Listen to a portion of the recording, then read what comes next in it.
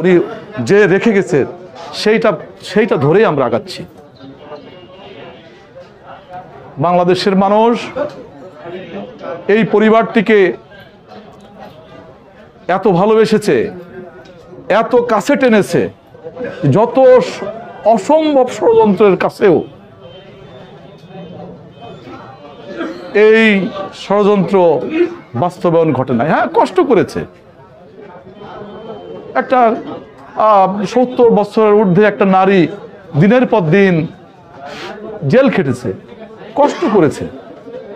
তার উত্তরসূরি আপনারা দেখেছেন তারেক রহমানের 1/11-এর পরের যে কিছু চিত্র আপনারা দেখেছেন, যে কিছু চিত্র তাকে মানে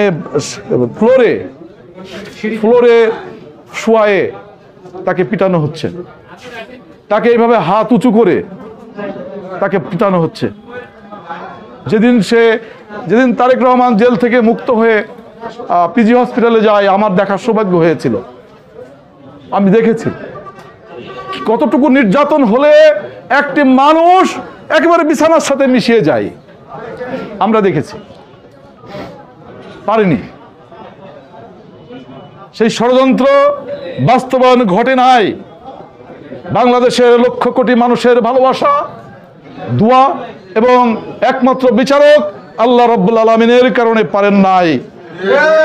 আজকে শহীদ প্রেসিডেন্ট জিয়াউর রহমানের পরিবার আবার সেই আগের অবস্থায়, আগের লক্ষ গুণ বেশি সম্মান নিয়ে বাংলাদেশের মানুষের সামনে আবার হাজির হয়েছে। আজ কোথায় শেখ মুজিবের পরিবার? কোথায়? আজকে পেপারে লেখা হয় শেখ মুজিবুর জন্ম দিয়ে গেছে চোর, চোর আর চোর। বাংলাদেশে যেমন আমরা নাই ভাবলাম যে বাংলাদেশে আমরা ষড়যন্ত্র করে শেখ মুজিবের পরিবারকে বলছি চোর, কিন্তু রেহেনার মেয়ে টিউলিপ সিদ্দিকী, সে থাকে লন্ডনে, লন্ডন পার্লামেন্টের এমপি এবং ওখানকার মন্ত্রী, কিন্তু তার বিরুদ্ধে অভিযোগ উঠেছে সে দুর্নীতিবাজ এবং তার মন্ত্রিত্ব পদত্যাগ করতে সে বাধ্য হয়েছে। তার মানে সেখানেও তারা প্রমাণ করেছে শেখ মুজিবুর রহমানের বংশধর চোর, চোর এবং চোর প্রমাণ করেছে। আন্তর্জাতিক ভাবে তারা স্বীকৃতি পেয়েছে, চোরের স্বীকৃতি।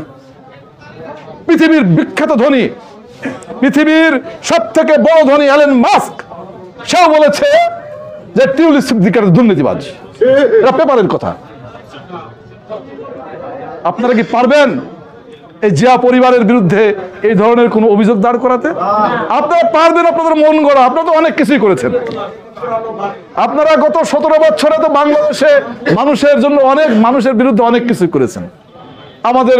আমাদেরকে চলতে দেননি, ফিরতে দেননি, ব্যবসা করতে দেননি, ঘুমাতে দেননি, আমাদেরকে ভোট দিতে দেননি, আমাদের সম্পদ লুট করেছেন, আমাদের মৌলিক অধিকারকে আপনারা হরণ করেছেন, সবই করেছেন আপনারা।